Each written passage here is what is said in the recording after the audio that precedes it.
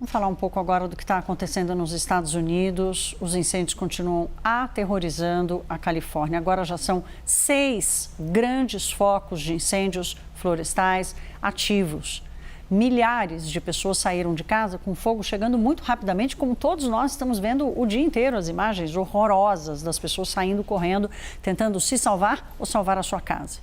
O número de mortes subiu para 6, confirmados até agora, mas pode aumentar à medida em que as equipes de resgate vão conseguindo controlar o fogo nas áreas urbanas e, portanto, conseguem chegar mais perto dos imóveis destruídos, muitas casas destruídas. Então, há um receio de se encontrar pessoas e vítimas nesses escombros. A nossa correspondente Júlia Vargas Jones relata o cenário de devastação em Altadena, uma das áreas mais atingidas pelo fogo. 2 dias depois do começo desse incêndio, a cena aqui em Altadena, no condado de Los Angeles, é essa.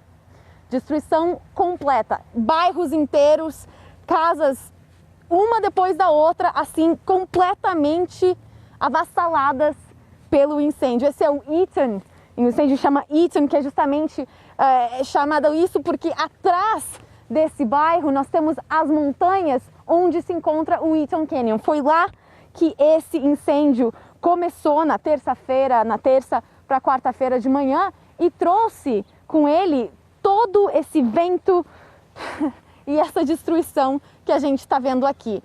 Os ventos, naquele momento, em algum momento nesses últimos 2 dias, chegaram a 160 km por hora, e foi isso justamente que causou essa destruição.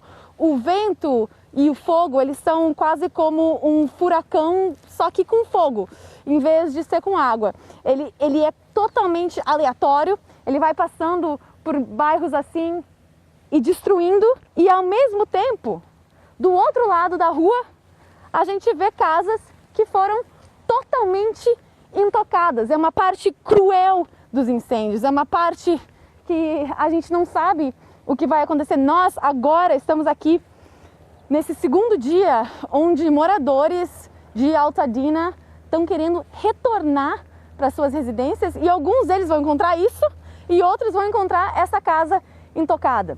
É difícil saber, e isso, claro, traz muita incerteza para todas essas pessoas, as 180 mil pessoas que estavam sob essas ordens do condado de Los Angeles de evacuar as suas áreas.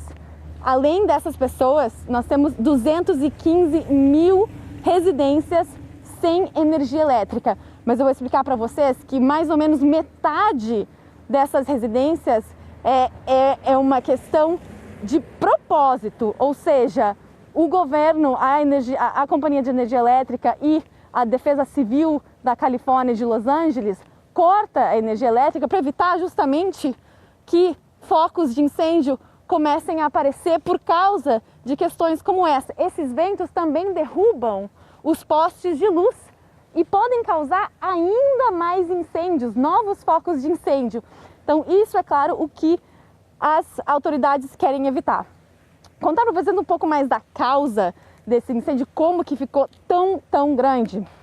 Mais ou menos 2 anos atrás, a Califórnia teve recorde de chuvas, de precipitação, o que fez com que muita vegetação acabasse crescendo fora de controle. Pensa, todas essas montanhas, essas casas, gramas, arbustos crescendo de uma maneira descontrolada.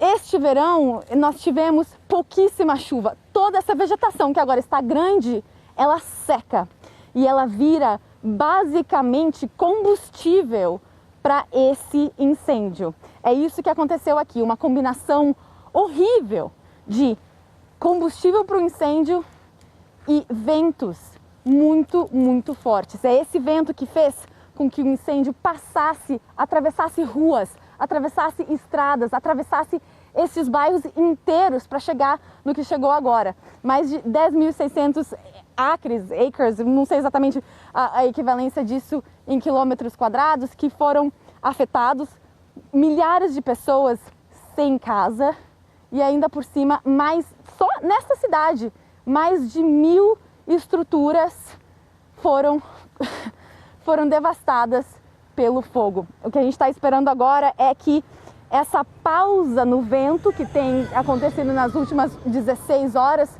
continue, mas a previsão do tempo é que o vento volte a subir e que então nas próximas horas, quinta-feira à noite, sexta-feira pela manhã, vocês me desculpem, mas a qualidade do ar aqui, ela tá muito difícil.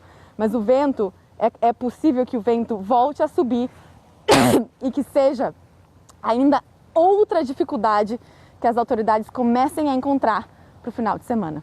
Júlia Vargas Jones para a CNN em Altadena.